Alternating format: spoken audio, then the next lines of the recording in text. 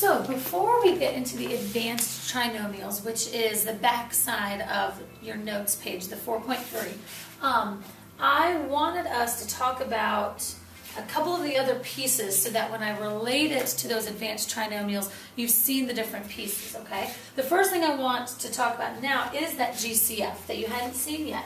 So we are going to talk about what does it mean to find a GCF, to factor out. Well, remember, factor means division. So we're going to find what divides, and then we actually divide it out, okay? And then after that, we're going to actually factor 4 terms, which 4 terms is just called a polynomial. Anything more than 3 is just a polynomial, okay? And in 4 terms, think about it, when we were multiplying, we were making boxes, or I like to make boxes, and there were 4 corners in the box. And so since we had 4 corners in the box, that's actually how we turn to those 4 terms, is by putting one in each corner, okay? So I do the inside out box, okay? That's what I do with 4 terms, is we go from the inside out with our box. And then it ends up actually working like we did it when we multiplied. So you'll see what I'm talking about a little bit, okay? So unfortunately, these 2 topics are not in your notes. They're not like in the book organized a certain way. So we're just going to do a few problems that I just made up so that you can see what we're talking about. So just flip your notes, flip this chart over so that you've got an empty backside, and flip it over, and we'll just do a few problems just on the board on the back of your page so that you've seen those 2, so we can go back to those other notes, all right? So, all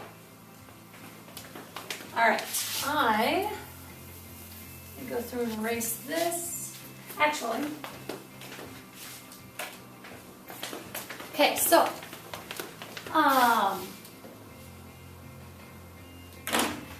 what we're going to do is we're first going to practice the GCF part. That is at the very top, and this is always what you want to do. So this is that big star. This is always what you look for. And for example,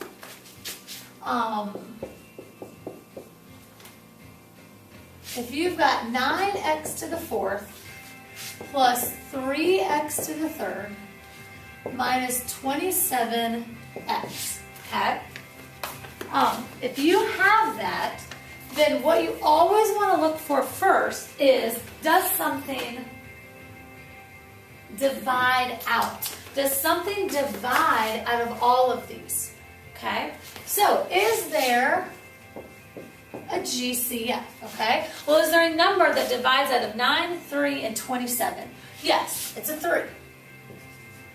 Okay, is there a variable that you could divide out of x to the 4th, x to the 3rd, and x? Yes.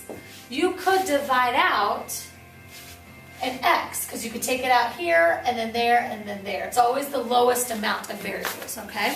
So this is our GCF.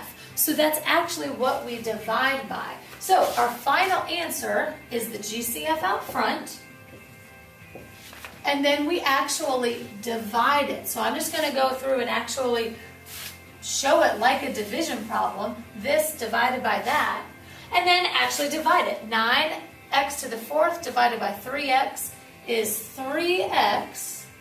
Because 9 divided by 3 is 3x to the 4th. We take 1 out, so you actually subtract, and you have 3 left. So this 1 came out, you've got 3 left, okay? Then you divide the middle term. 3 divided by 3 is a 1. We divide one of these x's out. That means we have an x squared left. And then negative 27 divided by 3 is negative 9. X divided by x, that actually cancels out. That x that was back here, we divided it, or we pulled it out, and so that's actually all we get, okay? So this is the final answer, and the way you can check is that if you were to distribute that 3x in, you should end up with what you started with. You should end up with that 9x to the 4th plus 3x cubed minus 27x. If you were to multiply in That's the opposite of what we just did, which is dividing it out, okay? So this is our final answer, the GCF plus the trinomial that we had left. Now, from here, we should ask ourselves, can we factor? But this one you can't, and so far we haven't gotten into the multi-layers, okay? So why don't you think about this one? Here's another example. Let me call that one 1, and this one 2. 8nm squared minus 6n squared m squared plus 10 n to the 4th m to the 4th. Okay, so then you ask yourself, is there a number, and I'm just going to go ahead and make a division because I'm going to put it underneath anyway. Is there a number that divides out of 8, 6, and 10? It has to divide all of them. And in this case, they're all even, so it's a 2. Then, how many n's can I divide out? There's 1 here, 2 here, and 4 here. So I can divide 1 out because there's only 1 there, so it's the lowest amount of n's. And then m's, m squared, and m to the 4th. So I could actually divide out an m squared because that'll cancel those, and they're the lowest amount. Okay, so that's the GCF, so that's what I divide by. So in our answer, it's 2nm squared, and then whatever we get when we actually divide it. 8 divided by 2 is 4. N divided by n cancels. N squared divided by m squared cancels. So that's all you have left. This whole chunk and that whole chunk, they cancel out. Okay? Then we go to the next term. Negative 6 divided by 2 is minus 3. N squared divided by n, you have 1 left. Because 2, to take away that 1 is n. M squared and m squared, they cancel. They both, I've pulled all of the m squared out front, okay? And then positive 10 divided by 2 is a 5. N to the 4th divided by n is n to the 3rd. M to the 4th divided by m is m squared, okay? If I divide 1 out, I have 3 left that I'm multiplying. If I divide 2 of these out, I have 2 left of the m's that I'm dividing, okay? Now, again, you could check, and I'm actually going to check this one just so that everybody understands where it's coming from and why it works, okay? If I were to distribute 2nm squared times 4, 2 times 4 is 8, nm squared, because there's nothing more, so I just tack that on. So far that matches that, okay? This is like me checking. Okay? 2 times negative 3 is negative or minus 6. N times n is n squared. And then I'm just going to tack m squared onto the back because it's with it now as well. So now that checks.